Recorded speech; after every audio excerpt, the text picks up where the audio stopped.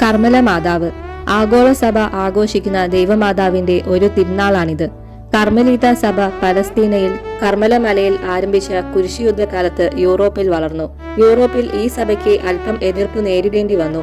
ഇംഗ്ലണ്ടിലെ ഐൽ സുഫോർട്ട് ആശ്രമത്തിൽ ജീവിച്ചിരുന്ന വിശുദ്ധ സൈമൺ സ്റ്റോക്ക് ആയിരുന്നു അന്നത്തെ സുപ്പീരിയർ ജനറൽ. അദ്ദേഹം ഇങ്ങനെ പ്രാർത്ഥിക്കുമായിരുന്നു: കർമ്മലിലെ സുന്ദര കുസുമമേ, ഫലസമ്പൂർണയായ മുന്തിരി, സ്വർഗത്തിന്റെ അന്യാദൃശ്യവും നിർമ്മലവുമായ തേജസ്സേ, നിത്യനിർമ്മല കന്യകയായിരുന്നു ദൈവപുത്രനെ പ്രസവിച്ചവളെ, ഇന്നത്തെ ആവശ്യങ്ങളിൽ എന്നെ സഹായിക്കണമേ. സമുദ്രതാരമേ, എന്നെ സഹായിക്കണമേ, രക്ഷിക്കണമേ. അങ്ങ് എന്റെ അമ്മയാണെന്ന് കാണിച്ചു തരണമേ. 1251 ജൂലൈ 16 അർദ്ധരാത്രി സൈമൺ സ്റ്റോക്ക് പ്രാർത്ഥിച്ചുകൊണ്ടിരിക്കുമ്പോൾ വാനവഗണങ്ങളുടെ അകമ്പടിയോടുകൂടി കർമ്മല മാതാവ് പ്രത്യക്ഷപ്പെട്ടു. കർമ്മലോത്തരീയം നൽകിക്കൊണ്ട് പറഞ്ഞു: എന്റെ സാഹോദര്യത്തിന്റെ അടയാളവും രക്ഷയുടെ അച്ചാരവുമായ ഈ കർമ്മലോത്തരീയം സ്വീകരിക്കുക. ഈ ഉത്തരീയം ധരിച്ച് മരിക്കുന്നവർ നശിക്കുകയില്ല. ഈ സംഭവം കാട്ടുതീ പോലെ യൂറോപ്പ് മുഴുവനും പ്രചരിച്ചു.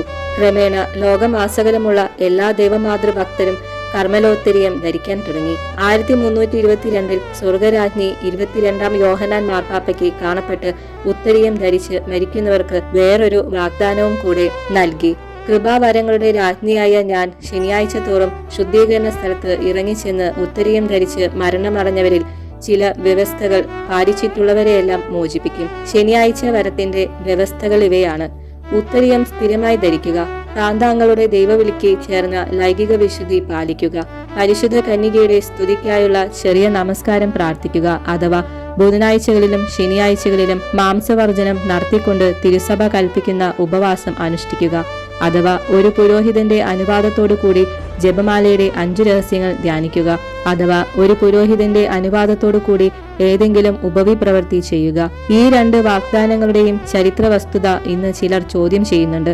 എന്നാൽ ദൈവമാതൃ പ്രതിഷ്ഠയുടെ ഒരു ചിഹ്നമെന്ന നിലയിൽ 13-ാം ശതാബ്ദം മുതൽ നിലവിലിരിക്കുന്ന ഉത്തരീയം ഉപേക്ഷിക്കുന്നത് ഇന്ന് വിഹിതമാണോ? നൂറ്റാണ്ടുകളിലൂടെ സഭയുടെ പ്രബോധനാധികാരം അംഗീകരിച്ചിട്ടുള്ള ഭക്തമുറകൾ തിരുസഭ വിലമതിക്കുന്നു എന്നാണ് 2-ാം വത്തിക്കാൻ സുനഹദോസ് പ്രബോധിപ്പിക്കുന്നത്.